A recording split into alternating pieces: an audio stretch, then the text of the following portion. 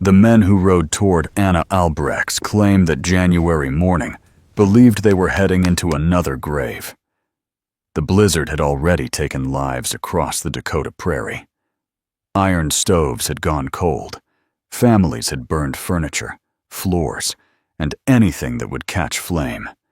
People were found only steps from their own doors, frozen where the whiteout swallowed them.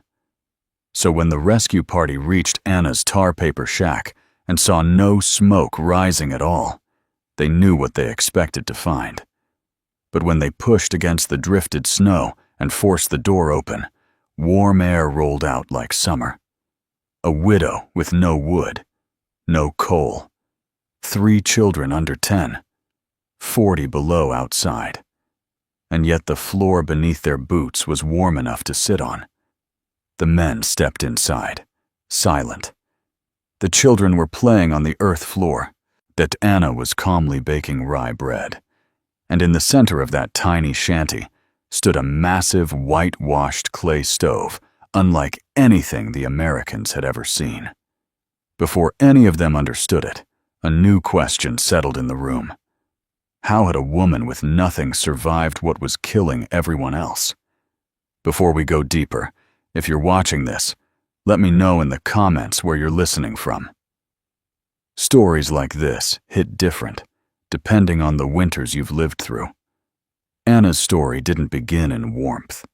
It began 6 months earlier, in the sweltering August heat of 1887, when a wagon carrying her and her children rattled into Freeman, Dakota territory. The dust, the grief, the fatigue of burying her husband in Nebraska just 17 days earlier, it all sat heavy on her shoulders. She was a German-Russian immigrant, 32 years old, alone with 3 children. And the money in her pocket, everything she'd saved, everything she'd sold, totaled $47. It wasn't enough for what Dakota winters demanded. Her claim came with almost nothing. A 12 by 14 tar paper shanty the last owner had abandoned after 1 winter. Walls so thin, daylight came through them. A dirt floor. A cracked iron stove that could barely hold flame. No neighbors close by. No timber within 40 miles. No English strong enough to argue with the land agent who barely looked at her. But Anna filed the papers anyway. The first neighbor who saw her unload her wagon tried to warn her. John Henderson, a man who had buried his daughter in the winter of '81, but rode over on horseback and looked at her with the quiet dread of someone who knows exactly how cruel a prairie winter can be. "You can't winter here," he said. "Not with that stove, not with those walls, not with 3 little ones." "How much wood?" she asked. He told her, 8 cords at a minimum, 10 to be safe. Timber hauling would cost more than she owned. Coal would cost even more. Every number he spoke pushed her further from survival. She had $35 left. She needed at least 50. Probably more. The math didn't add up. Not for him. Not for anyone. But it added up in Anna's memory. Because she had seen winter beaten before. Not with wood, not with coal, but with clay. Her grandmother's house in Ukraine had a massive Russian masonry stove in its center. It burned straw, even manure. And the fire burned fast and hot for 20 minutes, then died. And the thick clay held the heat for 20 hours. Warm floors, warm walls, warm nights when the wind screamed across the steppe. Anna had built one once, when she was 16. She remembered the smell of wet clay, the heavy blocks drying in the sun, the way her grandmother ran her hand along the warm wall, saying, "This is how our people outsmart the cold." That memory rose inside her like a spark catching flame. As soon as the children slept, Anna sat on the dirt floor of her shanty, counting her $35 again, counting the cost of failure, counting the distance between survival and death. She had no wood, no coal, no real stove, no husband, no English, no neighbors who believed she could make it. What she did have was knowledge, old knowledge, and 2 hands that knew hard work. Anna made her choice. She would build a heater no American out here believed in. She would do it alone, and she would do it before the cold came to kill them.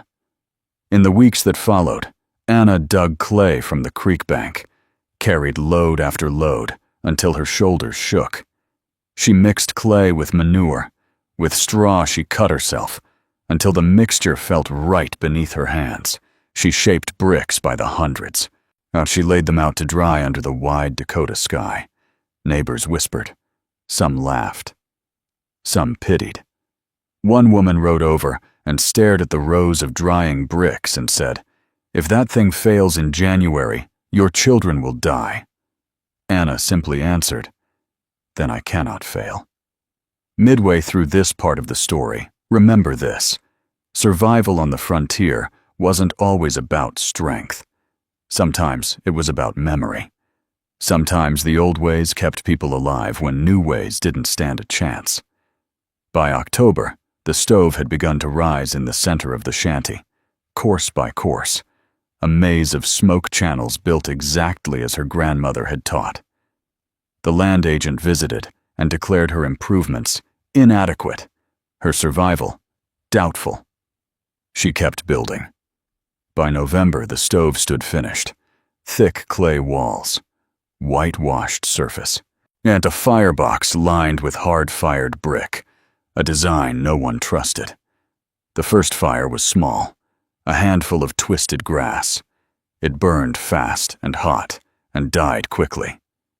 But as the flames went out, heat spread through the clay. The walls warmed. The floor warmed. Her children stopped shivering. Outside, winter tightened its hand around the prairie. Inside, the heart of an old world began to beat. The first real cold arrived in December. It came quiet at first, the way danger sometimes walks on soft feet. 10 below, 15 below, then 20. The kind of cold that froze water in a bucket even when it sat beside the bed. The kind that turned breath into needles and carried sound across miles of empty prairie. Inside Anna's shanty, the Russian stove glowed with steady warmth. She fired it at dawn. She fired it at dusk. It 20 minutes of fast flame, 20 hours of heat. The walls radiated warmth like the sun caught inside clay. Her children slept close to the stove, their small bodies finally free of shivering, their breath steady in the dim morning light. Even Peter's cough, which had haunted him since Nebraska, eased in the gentle heat. One afternoon, Henderson stepped inside the shanty for the first time since telling her she wouldn't survive. He stood before the whitewashed mass and placed a hand on the warm wall. "I'll be damned," he said. "It actually works." Anna gave a small nod, nothing more. Hope, she had learned, should be carried carefully. But Henderson wasn't finished. "You haven't seen a real Dakota blizzard yet. Wait until January."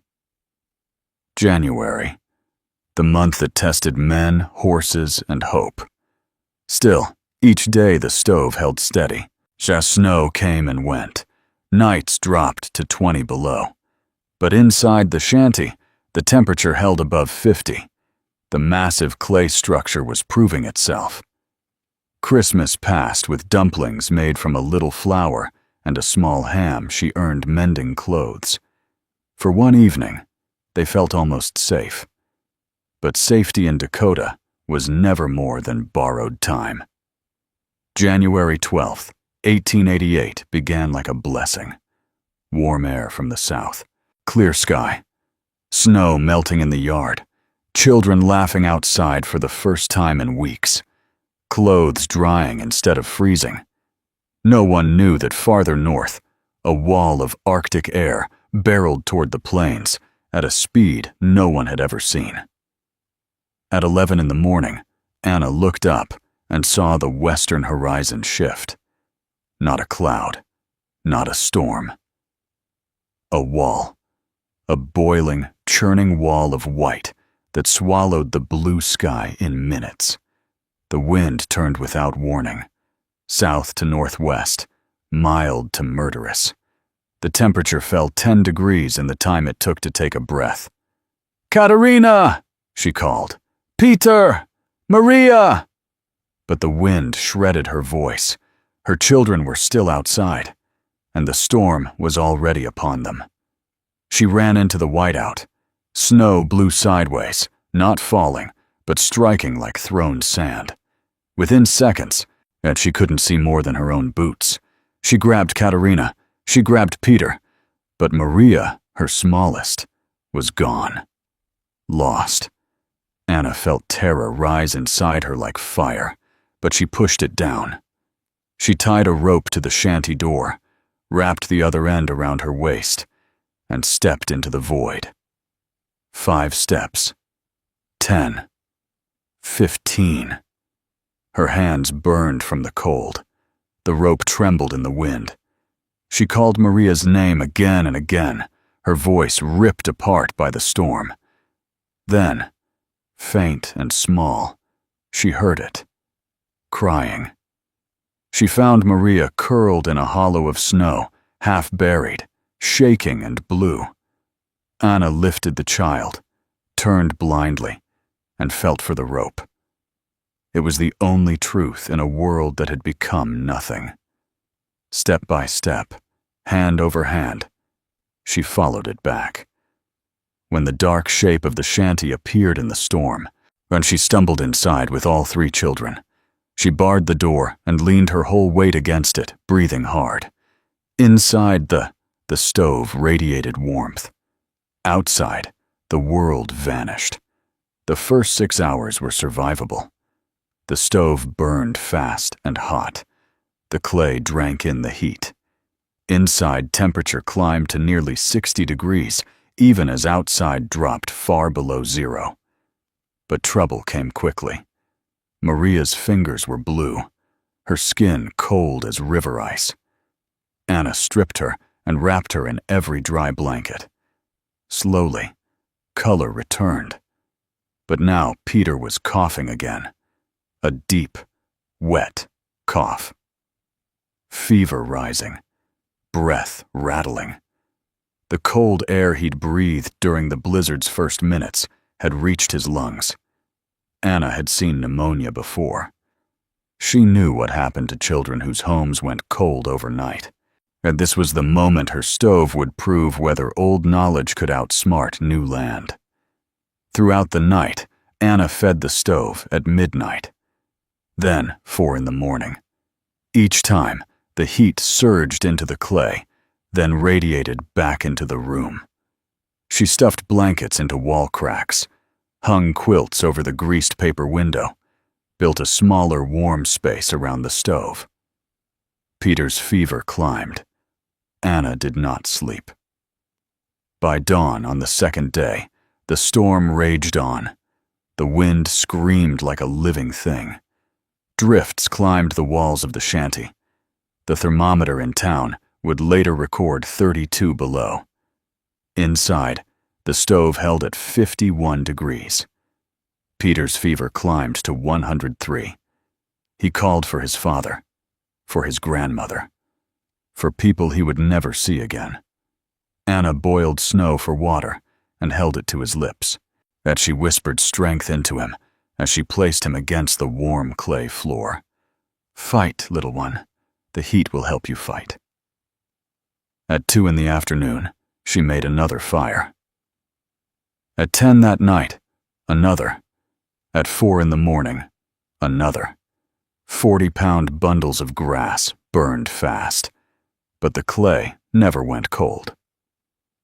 On the 3rd day, just before dawn, Peter's fever broke. Anna wept silently beside the stove, her head resting against the warm wall that had saved him. By noon, the storm weakened. By evening, the sky cleared. The prairie lay buried under mountains of white, and inside a tar paper shanty,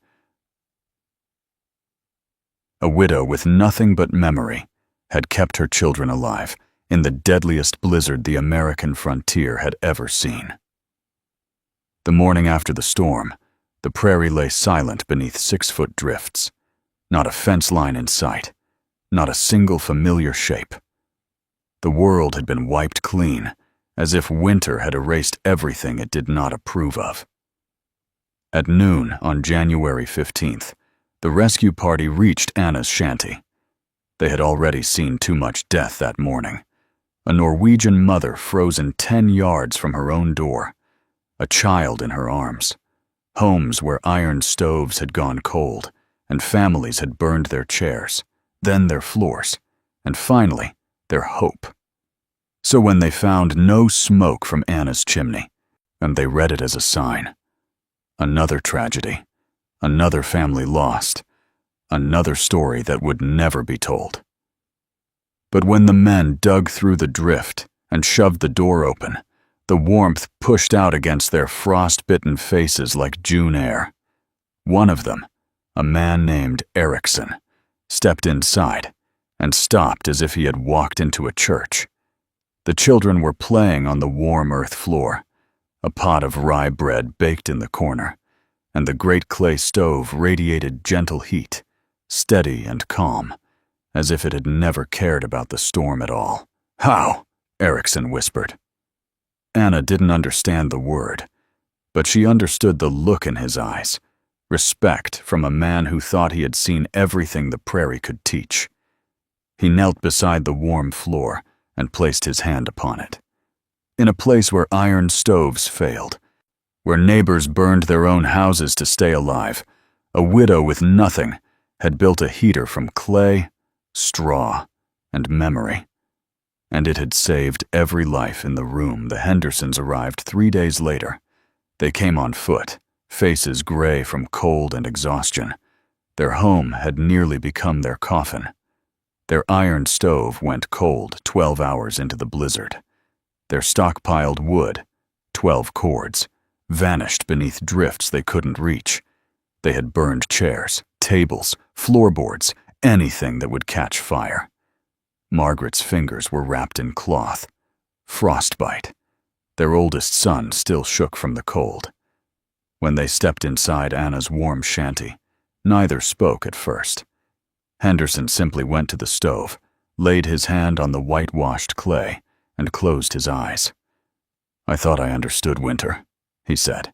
But I didn't." He turned to her, voice unsteady. "You could have taught us something before the storm. We didn't listen." Anna nodded gently. "My grandmother taught me," she said. "I only remember." Margaret stepped forward. "Will you teach me?" she asked. "Teach me how to build one?" This time Anna smiled. "Yes, I will teach you." Word spread faster than the storm ever had. By the end of January, families came from miles away, asking questions, taking notes, tracing the smoke channels with their fingers, the way Anna once had in her grandmother's home. They no longer mocked her clay bricks. They no longer called her design foreign superstition. Now, they called it salvation. In February, Deputy Land Agent Charles Whitmore, the man who once declared her improvements inadequate, returned. And he said nothing as he circled the stove, nothing as he wrote in his notebook, nothing as he watched her healthy children busy with chores. At the door, he paused. "Improvements adequate," he said. "Claim valid." He didn't apologize. Men like him rarely did. But his words were enough for Anna. Her home was safe. Her land was hers. Spring brought carpenters, farmers, and Mennonite brickmakers from Freeman. They built heaters for the Hendersons, and then for others across Turner County. By summer, a movement had taken root. American homesteaders, building Russian stoves in homes that had never known the idea. Old knowledge had crossed an ocean, crossed a prairie, and crossed pride. It spread because a widow refused to freeze. Years passed. Children grew. The prairie changed. Anna proved up her homestead in 1892. She remarried a modest farmer, raised more children, and lived a long, quiet life. Her original stove kept working for 40 years. When it was finally replaced by a modern furnace, the family saved one brick and set it on their mantel. A reminder of the winter when the world froze, but they did not.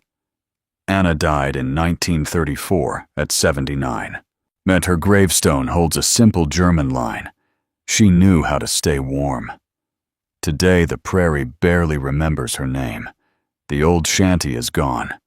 The stove is gone too, except for a small rectangle of buried brick at the edge of a field. Farmers pass it without a second glance. But something of her remains. Every winter storm that rolls down from Alberta, every family that gathers around a warm fire, every moment when old wisdom saves lives, the modern world forgets how to protect. The lesson Anna carried across the ocean still stands. Sometimes the best solutions are not invented. They are inherited. Sometimes the strongest shelter is built with memory. And sometimes the poorest widow on the prairie becomes the teacher everyone else should have listened to. She had no wood, no coal, no proper stove. No chance, they all said. And yet when the worst cold in frontier history came to kill them, the floor beneath her children stayed warm at 40 below. That was enough. It was more than enough. It was everything.